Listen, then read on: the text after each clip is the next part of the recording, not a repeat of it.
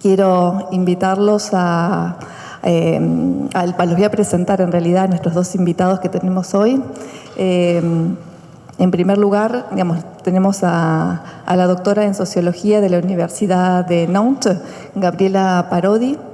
Gabriela se desempeñó en el Centre Nantais de Sociologie, donde realizó su máster en Sociología sobre formas de existencia social y transformaciones culturales, bajo la dirección de Véronique Guillen.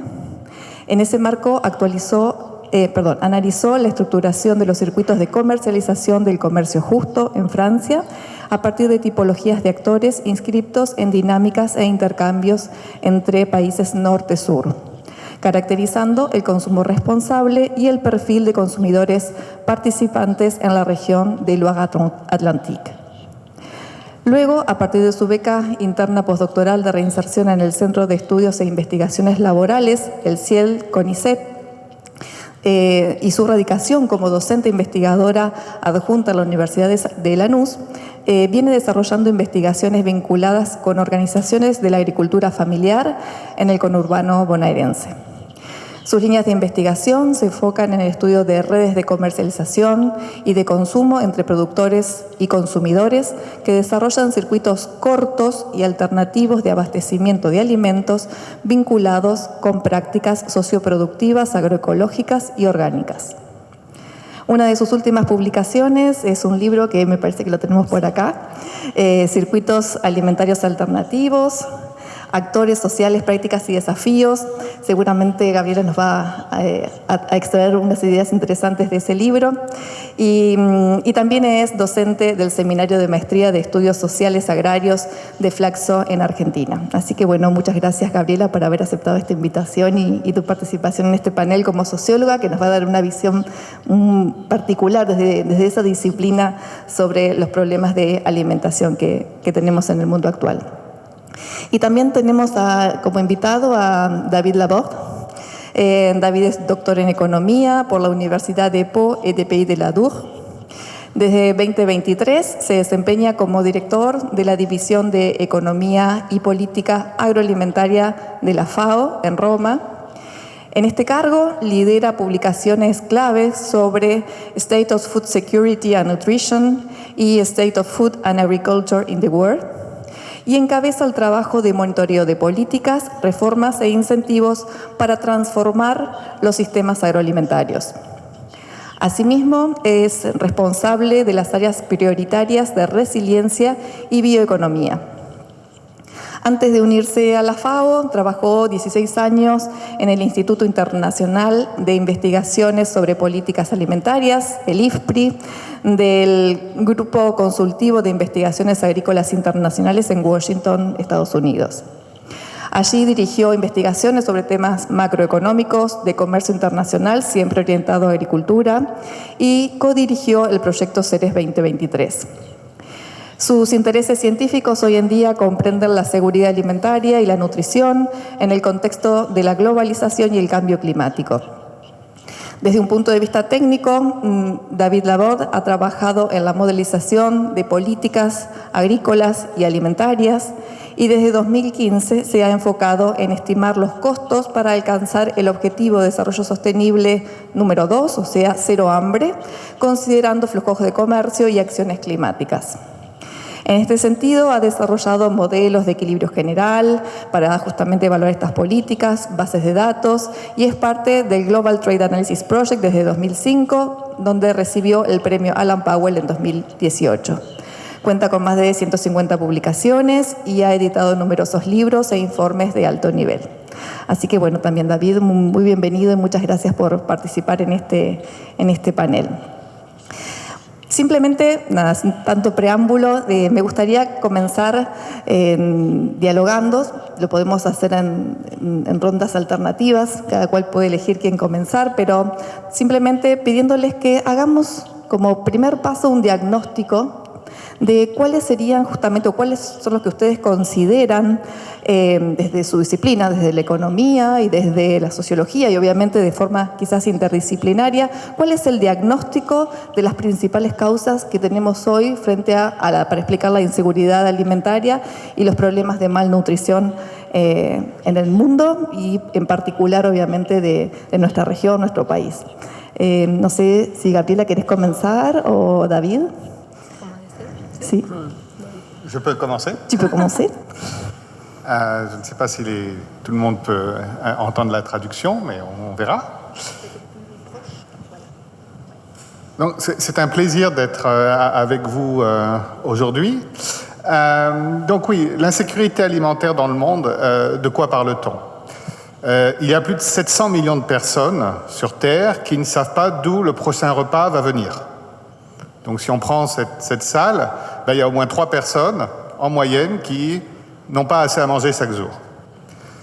Il y a 3 milliards de personnes sur Terre qui n'ont pas assez d'argent pour se payer une alimentation saine qui permettra aussi bien à leurs enfants qu'à eux d'être des membres productifs de la société aujourd'hui et demain.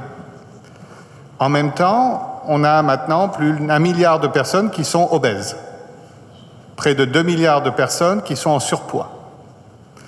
Et cela parfois dans les mêmes pays ou au sein de la vie de la même personne. Beaucoup de personnes qui vont grandir en n'ayant pas assez à manger, quand ils grandiront, vont devenir obèses. L'une des principales raisons, c'est les inégalités. Inégalités économiques entre les pays et au sein des pays. Parce que fondamentalement, aujourd'hui, on produit assez à manger sur Terre pour nourrir tout le monde. Alors, peut-être pas assez de fruits et légumes, par exemple, mais parce que derrière, le pouvoir d'achat, dans beaucoup de cas, n'est pas suffisant pour créer un marché pour ces produits-là. Donc vraiment, la question des inégalités est essentielle. Et puis, dans les dernières années, on a eu des chocs croissants, des conflits, des guerres au Soudan, à Gaza, en Ukraine, qui ont provoqué des problèmes au sein de ces pays, ou parfois à des milliers de kilomètres, parce que, par exemple, l'Ukraine fournissait du blé à de nombreux pays en Afrique du Nord. Et puis on a le changement climatique. Il y a de plus en plus de sécheresse, d'inondations, parfois dans la même année, dans le même pays, qui impactent la capacité des agriculteurs à opérer. Et puis des crises économiques qui se sont multipliées. Donc c'est vraiment ce mélange qui a fait que, quand en 2015, l'un des objectifs de tous les pays du monde était de dire en 2030, on aura éradiqué la faim dans le monde, puisqu'il y a quand même un droit à la sécurité alimentaire, aujourd'hui en 2025, 10 ans après, eh bien, on a 130 millions de personnes qui ont plus faim aujourd'hui qu'en 2015. Et donc voilà, ça c'est l'état des lieux. Alors les systèmes agroalimentaires sont quand même la base de nos civilisations, de nos sociétés. Sans eux, on n'existerait pas. Mais aujourd'hui, ils ont du mal à répondre à toutes nos attentes. Merci, merci David. Je vais donner la parole, voy a dar la palabra a Gabriela, perdón, para que ella nos dé también su visión de este diagnóstico, ¿no?, de seguridad alimentaria y malnutrición que tenemos hoy en día. Bueno, buenas tardes a todos. Bueno, encantada también de la invitación. Voy a hablar en español, aunque conozco y entiendo bien el francés por haber tenido un recorrido académico en Nantes. Pero bueno, en esta ocasión el interés, bueno, agradezco obviamente al Instituto Francés y a la Embajada por la invitación también. En este contexto, digamos, voy a abordar la cuestión planteada desde la dinámica de las políticas públicas que dieron lugar en Argentina y cuáles son las características de esas políticas públicas vinculadas a la seguridad alimentaria. En general, uno puede pensar que los componentes de esa seguridad alimentaria son el acceso a la alimentación y también, digamos, la respuesta que da el Estado a, digamos, estas problemáticas. Por supuesto que desde el mercado tiene que haber condiciones, digamos, de que los precios sean accesibles para acceder a esos alimentos y del Estado también garantizar ese derecho a la alimentación. Básicamente, si uno recorre las políticas públicas, en particular las políticas alimentarias, ¿no?, que entran dentro del campo de las políticas sociales, En Argentina, bueno, siempre los programas y los planes de nutrición estuvieron vinculados a momentos de crisis alimentaria, crisis económica, socioeconómica, digamos, como componente fundamental de ese problema de acceso a la alimentación. El hito principal de esos planes fue el Plan Nacional de Seguridad Alimentaria en el año 2002, que fue en respuesta a la gran crisis que sucumbió en Argentina en 2001. Y bueno, el Estado, digamos, y el gobierno tuvo que hacer frente a esa situación crítica, donde más de la mitad de la población estaba en condiciones de pobreza, digamos, y de indigencia un 22%. A partir de ahí, ese Plan Nacional de Seguridad Alimentaria, si uno se basa en los estudios, yo estoy muy vinculada también al Instituto de Salud Colectiva de mi universidad, yo pertenezco a la Universidad Nacional de Lanús, y digamos, ahí también se hacen estudios epidemiológicos del perfil nutricional argentino, y en base a una tesis doctoral, justamente estaba leyendo algunas consideraciones. Y los autores, yo no soy nutricionista, bueno, soy socióloga, no soy entendida de la cuestión nutricional a nivel estadístico, digamos, pero sí del análisis de esas políticas públicas. El plan resultó muchas veces con vaivenes, digamos, vinculados a la impronta que se le daba desde los distintos gobiernos que fueron interviniendo, ¿no? Si bien fue un poco catalizador y reorganizó los planes anteriores, este plan nacional, la característica que tuvo es que siguió reproduciendo algunas dificultades debido a que en general esos planes se aplican de manera fragmentada, focalizada, no hay evaluación de esos planes, no hay una sostenibilidad en el seguimiento. Y eso hace que la característica principal de su ejecución en un país como Argentina es que responde a una emergencia en general alimentaria. Así que eso es la característica fundamental que salen de estos estudios, ¿no? Y bueno, a nivel más local, lo que me interesó siempre trabajar un poquito es el acceso a los alimentos desde un sector particular, que es de la economía popular. En Argentina, digamos, hay todo un resurgimiento de la valorización del acceso al alimento de calidad, sano, con valor nutricional también, vinculado a la agricultura familiar. Y es un sector de estudio, digamos, que está interviniendo en mis trabajos de investigación dentro de la universidad. Entonces, bueno, después con el desarrollo vamos a ir viendo un poquito de qué se trata esa aproximación al tema. Bueno, muchísimas gracias a los dos. Así que, bueno, en este diagnóstico vamos viendo que hay temas de desigualdad económica, conflictos de guerra que han justamente intensificado esta situación, este contexto.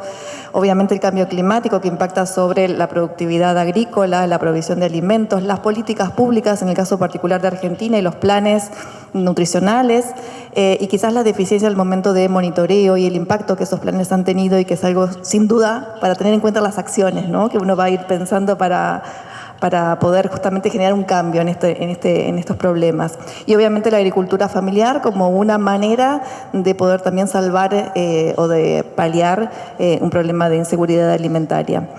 Me gustaría seguir con alguna visión crítica que ustedes tengan sobre el modelo agroalimentario actual o los modelos agroalimentarios de hoy en día que han llevado justamente a esta situación.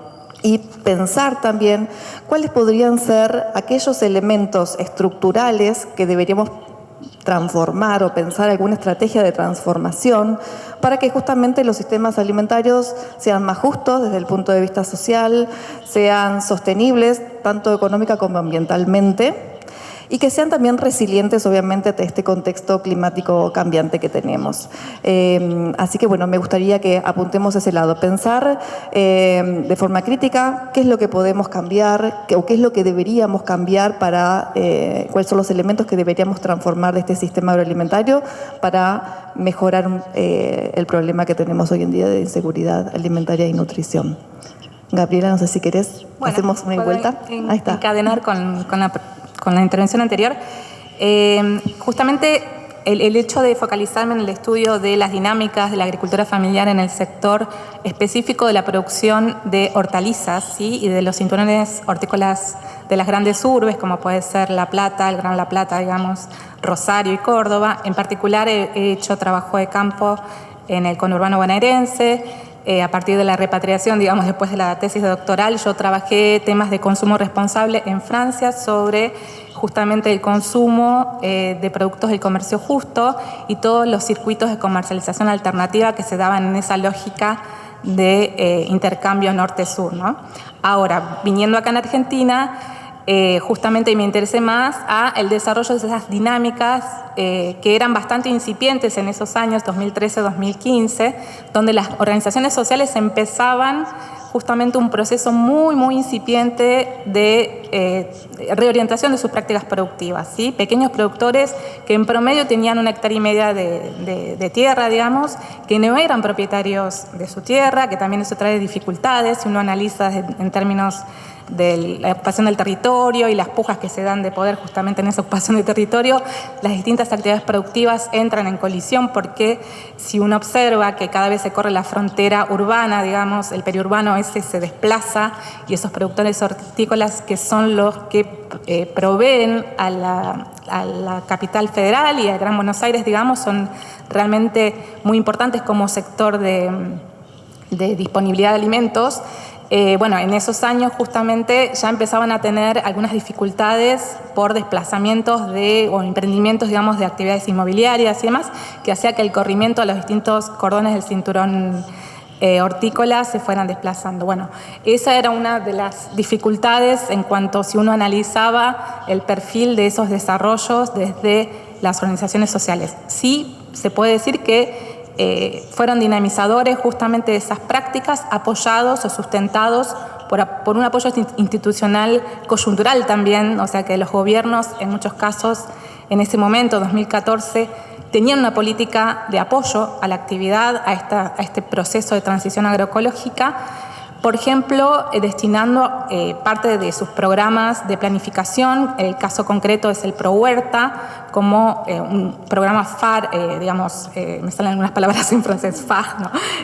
Sí, faro de la política pública, digamos, que si bien era un programa que databa de los años 90 y que también en el Plan Nacional de Seguridad Alimentaria empezó a entrar como dentro de una línea de acción en el 2003, en el 2013 ya, digamos, bastante consolidado este programa, facilitaba que sus técnicos se acercaran al campo, justamente al territorio, y pudieran intercambiar saberes sobre, bueno, los procesos justamente de quita del paquete tecnológico heredado de la Revolución Verde, donde con todas las características que tiene, digamos, del uso de agroquímicos y de semillas transgénicas, quitar ese modelo que entraba en colisión justamente con estas nuevas prácticas de concientización también de otras formas de producción y de alimentación.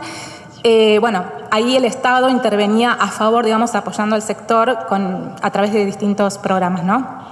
Uno era el ProHuerta, otro el Cambio Rural, todos vinculados a instituciones también que hoy están sufriendo lamentablemente algunos avatares en cuanto a su sostenimiento económico, ¿no? En estos tiempos. Pero bueno, en esa época era bastante dinamizador y apoyaba justamente el desarrollo de estos agricultores en este proceso de transición agroecológica. Sí puedo remarcar también que las organizaciones sociales, algunas con bastante posicionamiento político también en esto de demandar un acceso al alimento sano, saludable, no solamente, digamos, en vistas a que el consumidor tenga acceso a ese alimento, sino también ellos mismos puedan alimentarse de otra manera y producir de otra manera para evitar las consecuencias del manejo de agroquímicos, por ejemplo, en la producción concretamente. Una de las cosas como anécdota que me había llamado la atención es que en una primera instancia, esos productores que iban al encuentro en ferias de los consumidores y... Perdón, estoy un poquito hablando rápido. A la traductora le hablo, perdón. Que iban al encuentro de los consumidores en las ferias, ahí, digamos, yo como observadora, digamos, participante de esos espacios, me encontraba con que inmediatamente el productor necesitaba definirse que estaba haciendo, o sea, autopercibía, digamos, que estaba haciendo agroecología, cuando en realidad, digamos, lo que estaba sucediendo es que estaba adoptando ciertas prácticas de transición, porque evidentemente todo el impacto que tenía o que tiene todavía el uso del paquete tecnológico agroindustrial, digamos, todavía hoy pesa, digamos, como tanto en términos de componentes del suelo, los rastros químicos, digamos, en el agua también, en el lixiviado, en todas estas, desde el enfoque más territorial, digamos, del uso del suelo también es importante tenerlo en cuenta. Y bueno, ellos mismos empezaron como a formarse en esto de entender un poco más en detalle lo que implicaba integrar estas prácticas productivas llamadas alternativas al modelo hegemónico, digamos.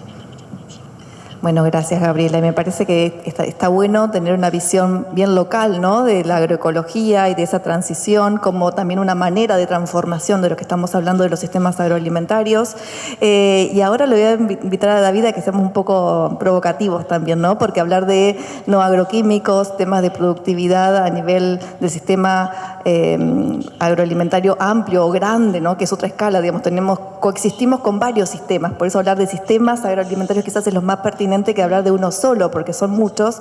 Entonces quizás invitarlo a David para que nos dé quizás también su visión más amplia y quizás internacional también sobre las necesidades de transformar el sistema agroalimentario con agroquímicos, sin agroquímicos, con una percepción de cuáles son los impactos sobre los recursos naturales, agua, suelo, por más que a veces queremos hacer agroecología, como decía Gabriela recién, quedan trazos de estos químicos en el suelo y no siempre es tan fácil esa transición. ¿Cómo podemos entonces hacer esa transición o qué deberíamos transformar para que nuestros sistemas agroalimentarios sean socialmente justos, ambientalmente sostenibles y resilientes, ¿no?, frente también a estos cambios?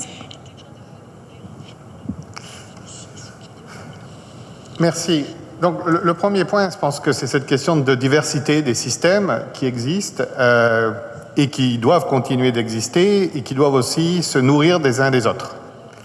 Dans moins de 25 ans, on sera 10 milliards d'habitants sur Terre. On ne va pas nourrir 10 milliards d'habitants avec l'agriculture du siècle dernier. C'est simplement pas possible. Que ça soit par une agriculture qui est purement traditionnelle, ou que ce soit par une agriculture qui vient ou qui est héritée de la Révolution verte. Aujourd'hui, comme je l'ai dit, on a déjà encore trop de personnes qui ont faim. On a aussi un tiers des gaz à effet de serre globaux qui viennent des systèmes agroalimentaires. 70% de l'eau que l'on utilise sur Terre, on l'utilise pour l'agriculture. Et associé à certains de ces dysfonctionnements, il y a un coût économique important qu'on appelle un coût caché qui représente près de 12 trillions de dollars, 10% du PIB mondial, parce qu'on a dégradé nos sols, parce qu'on pollue l'eau. Et polluer l'eau, c'est aussi rendre des gens malades. Et des gens malades, c'est des gens moins productifs. Donc il y a un vrai coût économique à maintenir des systèmes qui ne sont pas durables. Maintenant, il faut les rendre durables, mais les rendre durables à une échelle qu'on n'a jamais connue. 10 milliards d'habitants. Et dans un climat aussi que nous n'avons jamais connu. On est aujourd'hui sur une planète, la dernière fois qu'elle était aussi chaude, c'était 8000 ans avant Jésus-Christ. Donc avant l'agriculture à grande échelle. Donc c'est l'ampleur des défis auxquels on fait face. Et pour répondre à ces défis, il va falloir innover. Il va falloir combiner des pratiques traditionnelles avec des pratiques modernes. Dans beaucoup de cas, ça ne va pas être l'un ou l'autre. Ça va être l'un et l'autre. Il va falloir faire des gains de productivité importants, surtout pour les régions du monde qui sont en retard. Et là, c'est vraiment la question de l'Afrique. L'Amérique latine, le Brésil et l'Argentine ont fait des efforts extrêmement importants, par exemple en termes de productivité agricole, ont investi, ont pu rattraper les pays riches, mais aujourd'hui, les pays les moins avancés sur Terre sont encore moins productifs par rapport aux pays comme l'Europe, les États-Unis, le Brésil et l'Argentine qu'ils l'étaient il y a 30 ans. les inégalités mondiales ont continué de s'accélérer. Donc comment on peut apporter le savoir, les technologies du Nord, des pays émergents, par exemple dans les pays pauvres, c'est un vrai débat. Et c'est toute la question des échanges Nord-Sud, Sud-Sud, triangulaires. Et qui doivent aussi éviter les erreurs du passé. Parce qu'on a fait beaucoup d'erreurs. L'Europe a détruit sa biodiversité. L'Amérique latine a toujours un problème à contrôler la déforestation. Et on ne veut pas reproduire ces schémas-là en Afrique. Mais la population africaine aujourd'hui, c'est 1,2 milliard de personnes. Ça sera plus de 2 milliards de personnes, plus de 2 milliards dans 25 ans. Donc l'ampleur de ces défis dépend vraiment d'une coordination et d'une coopération globale. Oui, aujourd'hui, l'Amérique latine aide à nourrir l'Afrique. Et ça va continuer pendant un certain temps. Mais l'Amérique latine ne va jamais arriver à nourrir toute l'Afrique. Donc vous voyez comment on partage des technologies, on partage des expériences, c'est extrêmement important.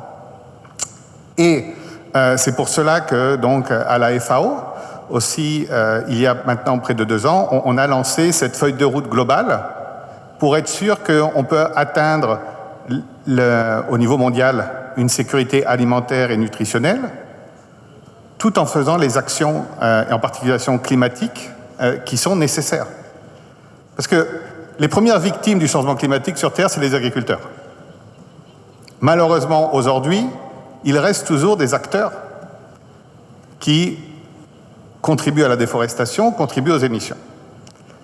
Et pour l'instant, on ne leur a pas fourni les bonnes solutions. La société ne les aide pas suffisamment à relever ces défis. Parce qu'on fait face vraiment à une question majeure. Pour produire de manière plus durable, pour lutter contre la pauvreté, et beaucoup d'agriculteurs sont pauvres, il faut augmenter leurs revenus et d'une certaine manière augmenter les prix agricoles. Mais en même temps, la société ne veut pas payer plus cher pour l'alimentation. Et on a aujourd'hui aussi les parties les plus vulnérables de la société qui ont du mal à acheter. Donc comment on rééquilibre ça?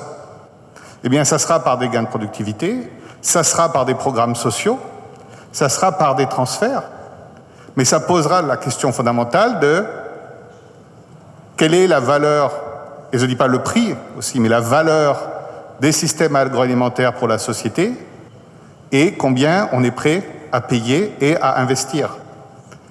Aujourd'hui, c'est beaucoup plus facile de lever des centaines de millions de dollars avec une cryptocurrency que d'investir dans la restauration de nos sols, que ce soit ici, en France ou en Afrique. Pourquoi? Tout simplement parce que c'est pas un problème. Mais quand les gens ont faim, ça devient un problème. Donc cette vraie question de quelles sont les actions nécessaires pour être sûr qu'on peut avoir une alimentation saine aujourd'hui et demain, pour tout le monde, ça doit être un défi majeur et qui doit préoccuper l'intégralité de nos sociétés. Et qui doit demander aussi d'investir plus. Et aussi d'offrir des opportunités de profit pour les investisseurs, pour les agriculteurs.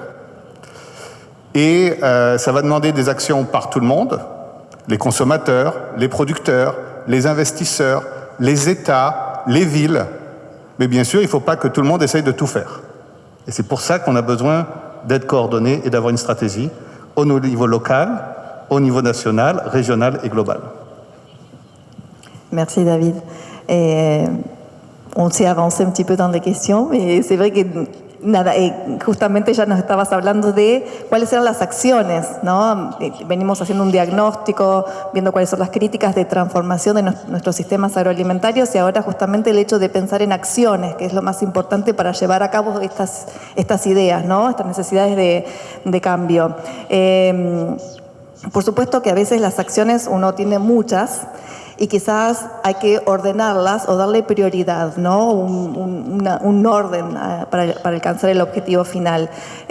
Si querés, nos podés decir cuál sería tu priorización, tu orden de esas acciones, y luego le paso la palabra a Gabriela para que ella nos comente cuáles son las acciones que ella piensa que son más urgentes o más importantes o por las que deberíamos comenzar esta transformación. Alors, à la FAO, dans notre feuille de route, on a identifié 120 actions dans près de 10 domaines. Ça commence dans l'éducation des jeunes filles en Afrique, par exemple, et de leur droit à posséder des terres.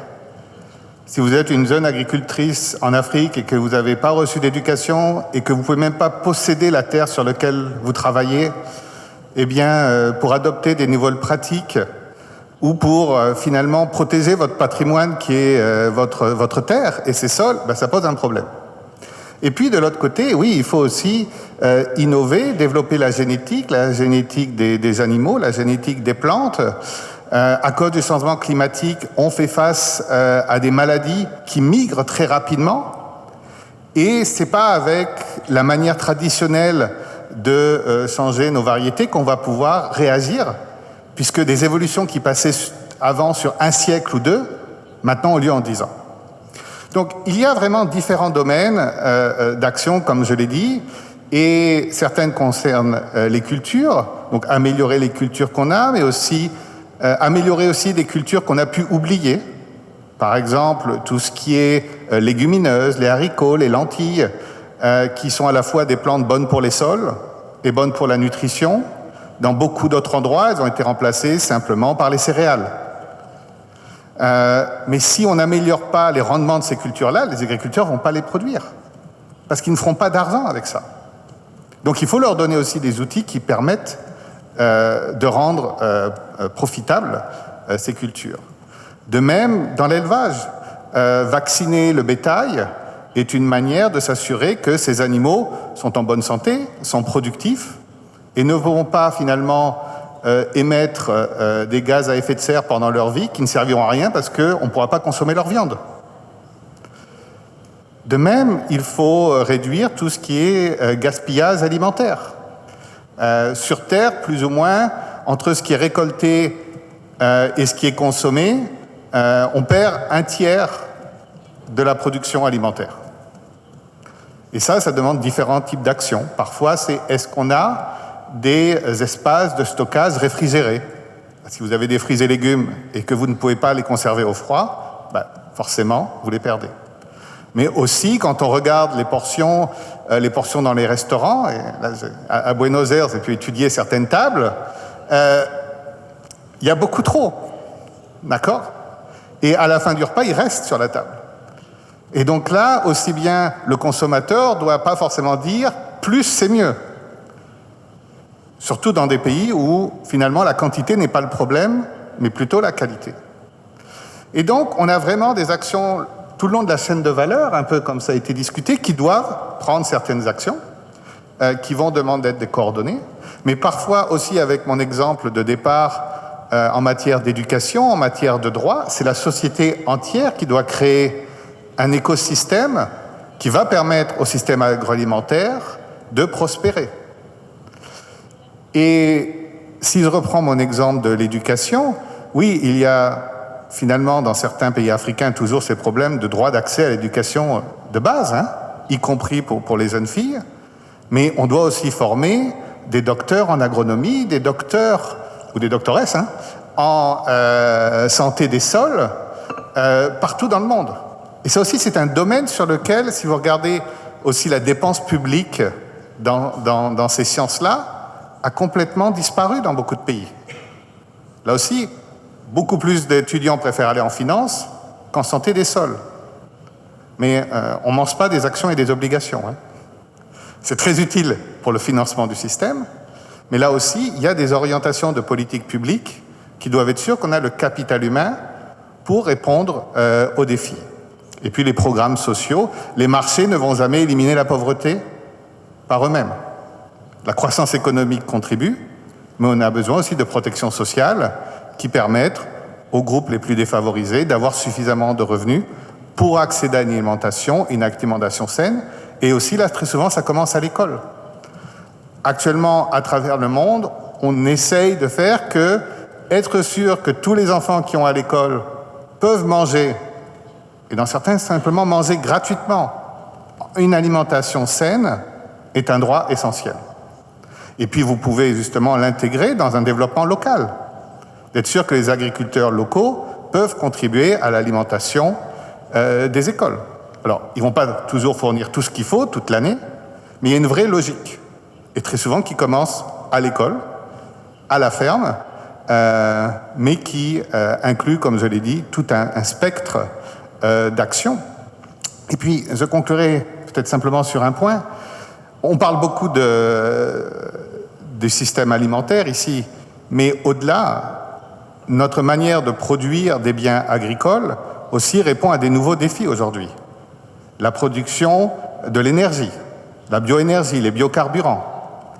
Dans les 25 ans à venir aussi, la décarbonisation du monde veut signifier qu'on va arrêter d'utiliser du pétrole pour faire des plastiques, pour faire l'essentiel de ce qui nous entoure. Et on va remplacer ces chaînes carbone qui viennent des carburants fossiles par des chaînes carbone de la biomasse. Et donc, avec la même quantité de terre, avec la même quantité d'eau, il va falloir nourrir les personnes, il va falloir faire avancer les voitures, il va falloir quand même aussi capturer du carbone dans nos forêts, dans nos sols, de manière à garder une planète vivable. Et donc, le secteur agroalimentaire est bien plus complexe, simplement qu'il faut mettre de la nourriture sur la table. Les défis qui arrivent sont importants, et justement, un secteur comme tout ce qui est ce qu'on appelle la bioéconomie est essentiel pour beaucoup de pays, en particulier en Amérique latine, pour à la fois pouvoir créer une croissance économique, mais aussi une croissance économique durable. Et c'est ce qui demande effectivement de connecter ces différentes actions. Merci, David. Gabriela, tu visión sobre las acciones prioritarias. Bueno, en mi caso lo voy a llevar más al plano también local, que es un poquito el desafío de contrastar un poco las visiones, ¿no? Los enfoques. Si uno evalúa, bueno, del 2013 hacia acá, digamos, qué sostenibilidad ha tenido el desarrollo de estas iniciativas de transición agroecológica de los productores familiares, ha habido todo un proceso de institucionalización también de ciertas prácticas al interior de algunos organismos, ¿no? Por ejemplo, pienso concretamente al SENASA, que en su oportunidad, digamos, requería acompañamiento, justamente requerían los productores acompañamiento, porque bueno, había que garantizar ciertas condiciones de inocuidad en la producción, ¿no? Ahora, eso no fue fácil, digamos, ese diálogo entre un instituto como SENASA, acostumbrado a diagramar sus políticas públicas vinculadas a la agroexportación, entonces tenía que adaptar y hacer todo un trabajo interno de sensibilización hacia sus gestores, digamos, a los decisores políticos, pero también de profesionalización, también de adaptar ciertas normativas y seguimiento de esos productores vinculados al sector de la agricultura familiar, que tiene sus condicionamientos también, que a veces tiene sus resistencias también. Bueno, fue un diálogo difícil en su momento. Yo asistí a algunas mesas, digamos, de diálogo entre distintos actores institucionales y sector productivo. Y bueno, eso fue todo un trabajo documentado por trabajar también próxima a algunos agentes del Estado, también empleados de SENASA, que crearon el SENAF, que fue un servicio particular al interior de este organismo, vinculado y orientado a políticas de apoyo a la agricultura familiar o de adaptación de algunas normativas. Bueno, hoy tiene una discontinuidad porque justamente de vuelta, así como los planes en temas de seguridad alimentaria en Argentina tienen esa característica de ser fragmentados, de oscilar también en qué impronta se da según los gobiernos. Bueno, estos organismos también tienen un impacto directo en cuanto se les retira o no financiamiento, se valida o no cierta normativa, digamos, vinculada a sectores que son obviamente minoritarios dentro de algunas estrategias de desarrollo de la Argentina. Así que eso, para decirlo, digamos, en términos de acciones de tratar de recuperar algún reducto, digamos, desde las universidades, justamente de documentar todos esos avances que se hicieron como acción, digamos, al interior de un análisis más pormenorizado de esas políticas, para que quede registro y no sea un volver a hacer de cero, digamos, si eventualmente en una próxima oleada de apoyo a estos sectores se recurra, digamos, a algún antecedente documentado, porque llevó años de debate y de consensos entre los sectores. Entonces eso me parece como interesante desde las universidades, tratar de tener cierto análisis y documentado, digamos. Después, desde el lado del consumo, por ejemplo, bueno, que es un tema de interés particular en los proyectos de investigación donde intervengo, justamente es una problemática el consumo de productos de la agricultura familiar, me refiero, y de productos comercializados a través de producción agroecológica u orgánica, que también hay disputas ahí de campos, ¿no? La producción orgánica en Argentina está muy vinculada también a la exportación y a otra escala productiva. En cambio, la agroecología está más vinculada a sectores pequeños, de pequeños productores y de abastecimiento y autoconsumo, o sea que ahí también hay disputas ideológicas de cómo certificar esa producción. De hecho, se diferencia bien, así en Argentina como en el mundo, ¿no? Si uno beneficia o no la certificación de tercera parte, en el caso de la producción orgánica, o la certificación participativa, en el caso de la producción agroecológica, como mecanismos de validación de estos sistemas productivos que conviven, como decíamos antes, y que es necesario que también persistan en esa convivencia, digamos, o sea, que uno no opaque o anule a otro, ¿no? Bueno, eso es una acción también necesaria de poder identificar cómo el sector más vulnerable, digamos, en cuanto a desarrollo, que sería la agricultura familiar, cuando se le van los apoyos estatales, cuando bueno, tiene dificultades de permanecer desarrollando circuitos cortos de comercialización, circuitos alimentarios alternativos, por la vía de distintos canales que se fueron desarrollando a lo largo de estos años en paralelo a los cambios en las prácticas productivas, que tienen que ver con la venta directa al consumidor, en su momento fue también una política de Estado, la compra pública de productos provenientes del sector de la agricultura familiar, que también esto, bueno, también va oscilando con los apoyos o no, los retiros institucionales.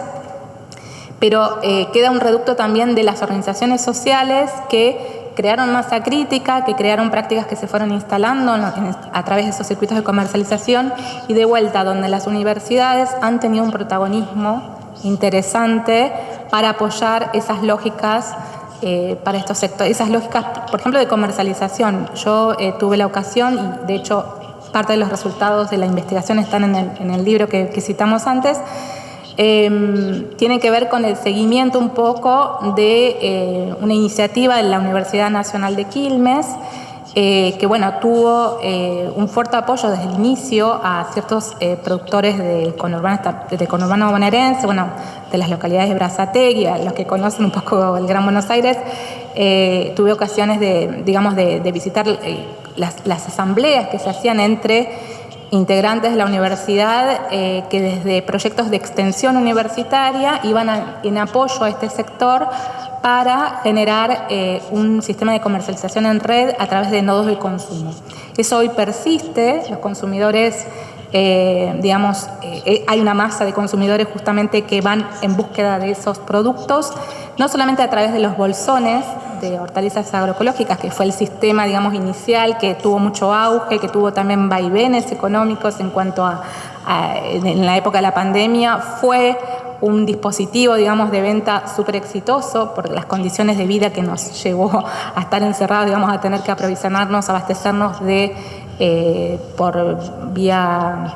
por internet y demás.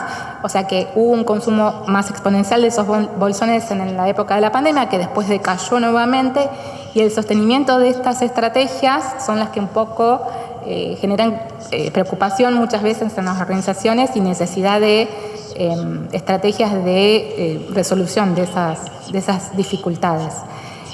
Una de las acciones posibles es justamente fortalecer la red de cooperación entre esas organizaciones, que tiene que ver con empezar a abastecerse por cooperativas que son todas del campo de la economía social solidaria y popular, digamos, que brindan formas de abastecimiento donde hay comparten ciertos valores, ¿no? Los valores de cierta equidad, de un trabajo cooperativo, de un pago de precio justo por su producción, del acortamiento de la cadena de comercialización.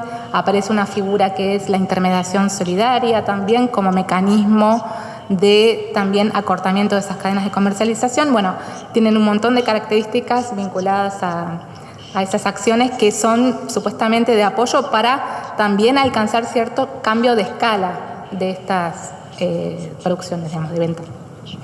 Muchas gracias, Gabriela. La verdad que tenemos muchos puntos en común, por más que por ahí parezcan dimensiones distintas. Las prioridades están en el sistema educativo, sea empezar por la escuela, a enseñar a alimentarse, sea por la cooperación con la universidad, también como nexo para el desarrollo de estas cooperativas, de la agricultura familiar, el acompañamiento también a las políticas públicas, el apoyo de políticas sociales frente a estas transformaciones también. Y la verdad que, bueno, tenemos muchos puntos en común, cada cual desde su visión local o más internacional. Me alegra saber que podemos desde el sistema educativo, sea la escuela, sea la universidad, acompañar en esta transformación del sistema agroalimentario para paliar un problema grave, global, que es el de la seguridad alimentaria. Y bueno, como última pregunta, porque me gustaría que por ahí tener alguna pregunta del público también, simplemente cortito les pido a cada uno que me digan su parecer. Bueno, un poquito estuvimos hablando, ¿no? El hecho de la cooperación público-privada, las cooperativas, el rol de la sociedad civil, la escuela, pero me gustaría saber cómo ustedes ven esto también desde el punto de vista de la cooperación internacional, ¿sí? La cooperación internacional, en este caso particular, me interesa ver su visión de la cooperación entre Francia y Argentina, para que estas acciones de cooperación, sí, pero más allá de quizás la parte universitaria o la parte de escuela, sino de la cooperación de los organismos que, por ejemplo, como la FAO o que la universidad misma también puede estar creando, pueden impulsar justamente estas acciones que necesitamos. Cómo la cooperación Francia-Argentina nos ayudaría en este caso para llevar adelante acciones en la agricultura familiar y obviamente a nivel global con los 20 programas que obviamente plantea FAO para esta transformación de los sistemas agroalimentarios.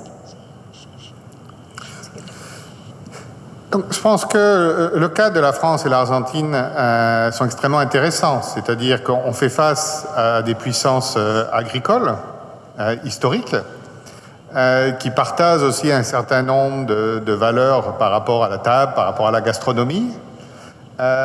Une relation aussi avec à la fois des grands agriculteurs, des grands groupes industriels, mais aussi des petits agriculteurs. Le fait de savoir d'où vient sa nourriture, le fait d'aller au marché, c'est des choses importantes. Et donc, il y a, je dirais, une proximité intellectuelle, même si derrière aussi, il y a des intérêts commerciaux, par exemple, qui peuvent être extrêmement différents.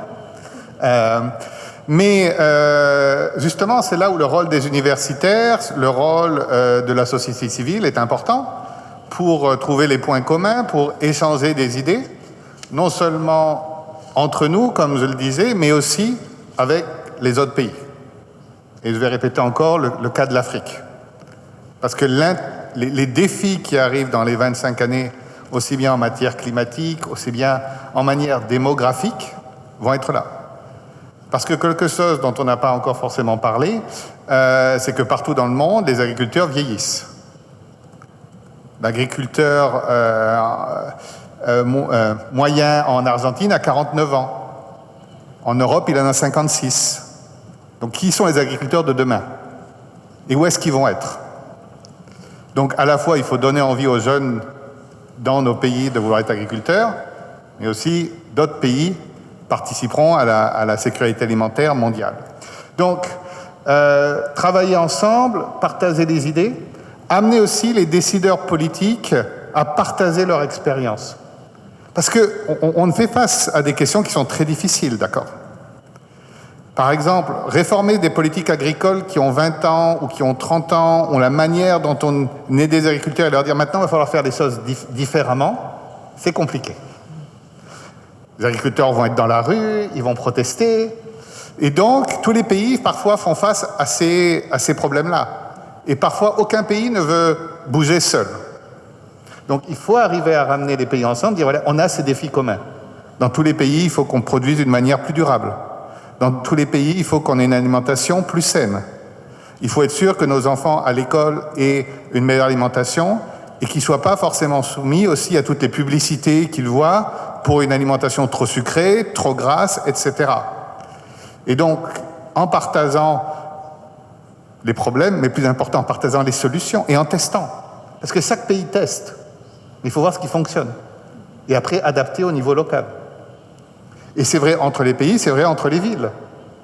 Parce que je pense aussi qu'il y a beaucoup d'actions qui ont lieu à différents niveaux de gouvernance. Et Paris peut discuter avec Buenos Aires et ainsi de suite. Merci, David. Gabriela. Bueno, sí, comparto esta necesidad de poder poner en perspectiva las realidades de países tan diferentes, ¿no? Como en algunos puntos en cuanto a la génesis, por ahí de inclusión de este tipo de problemáticas. Hablo concretamente del consumo responsable, de la consolidación de los circuitos cortos de comercialización, de que haya una educación del consumidor advertido o militante que pueda sostener estos espacios productivos que son innovadores y que son primero a pequeña escala, pero que hay que verles el potencial también de escalamiento.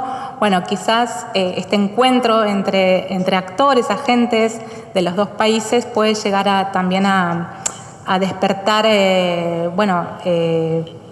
propuestas de adopción o de adaptación. Esto de los decidores políticos es interesante ver cómo, por suerte, al haber podido transitar un poco de mi recorrido académico en Francia, ver la implicación de las colectividades territoriales, digamos, de los municipios, en la compra justamente a sectores vinculados a la economía social, desde productos alimentarios hasta, productos durables en cuanto a la pintura del edificio del municipio que trataba de apoyar estas iniciativas.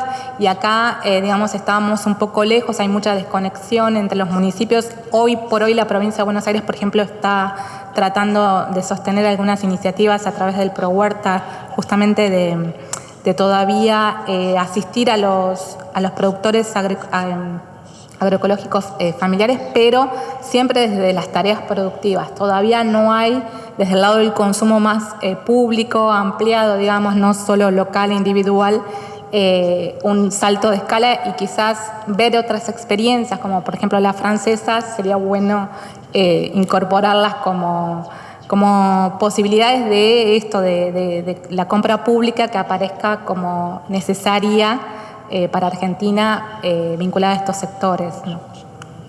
Exacto, sí, le da escala también, ¿no? Digamos, hay muchas ferias, en el caso también de Argentina y Francia, también inspirado de ese lado, que acerca, digamos, reduce esos circuitos de comercialización, pero es cierto que las compras públicas dan una escala al desarrollo de ese tipo de agricultura.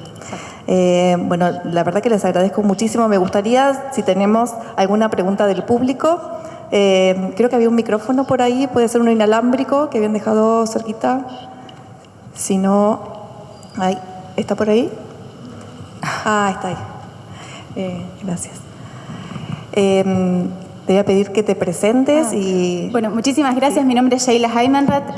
Yo hice mi maestría en estos temas en Flaxo, temas de cambio climático y transición agroalimentaria, tomando Francia como caso de estudio. Entonces tengo una pregunta específica para David. ¿Cómo ves la influencia de los modelizadores franceses, iniciativas como Agrimonde, Agrimonde-Terra, en una manera alternativa de modelizar? Perdón, más despacito. ¿Cómo ves je peux faire la question en français, si tu veux?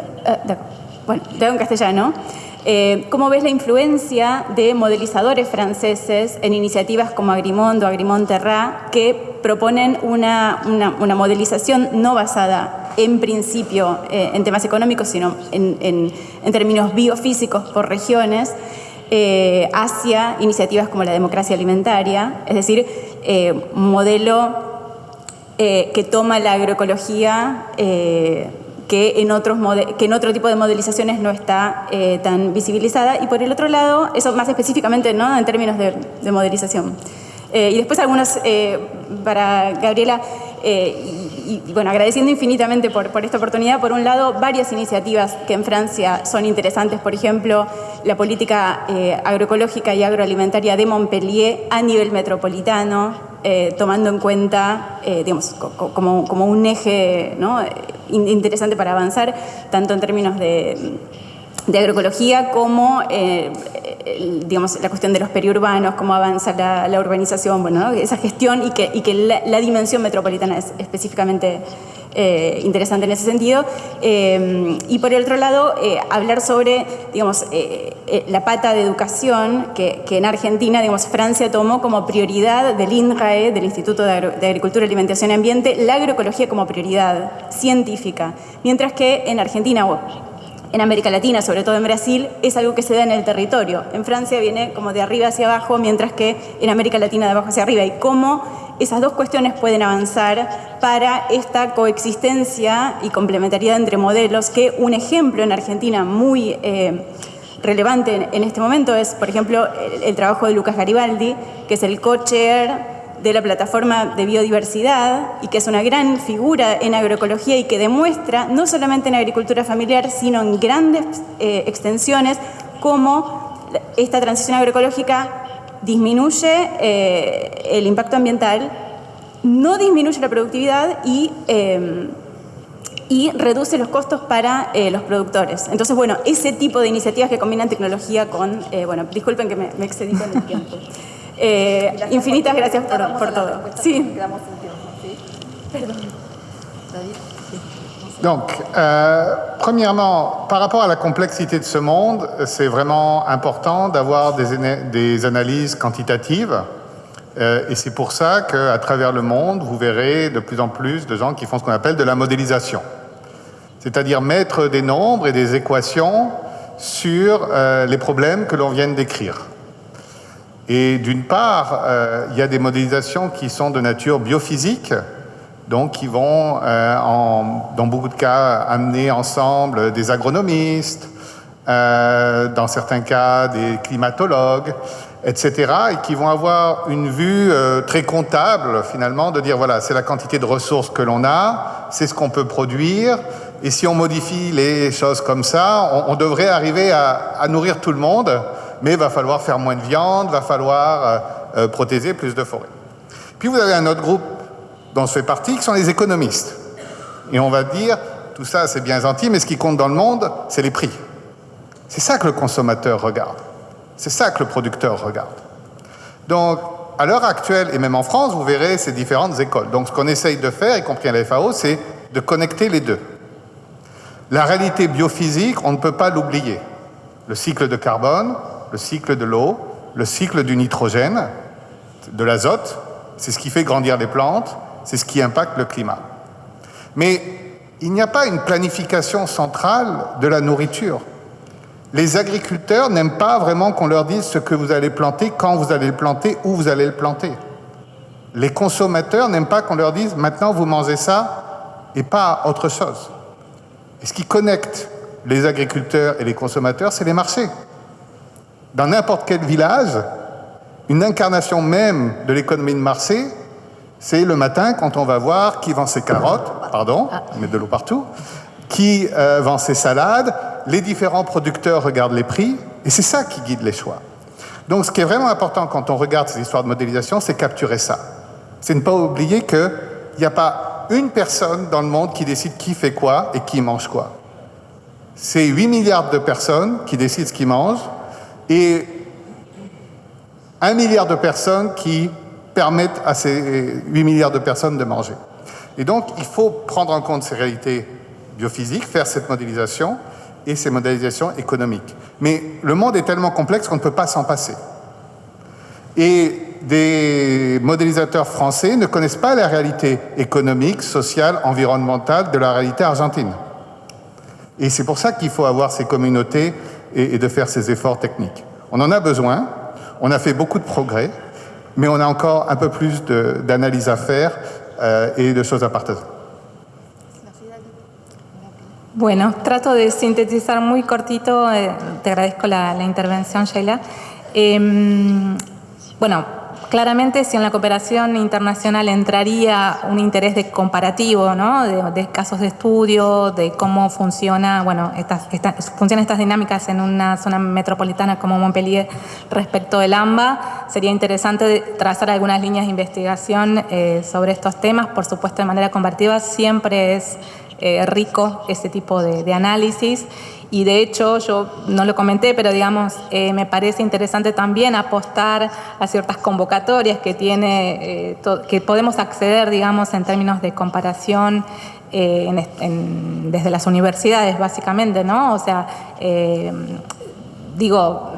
pienso en experiencias como el programa de la Prefalc, digamos, del Instituto Francés y demás, que pueden ayudarnos a pensar líneas de acción, de investigación y de transferencia de conocimiento por la vía de esos financiamientos que hoy escasean en la investigación local, digamos, ¿no? Que estamos muy condicionados. Entonces, bueno, por ahí eso sería como una forma, elegante de comentar esta idea de apertura justamente a conocer otras realidades, pero desde una colaboración académica sería interesante en esos términos. Gracias, Gabriela.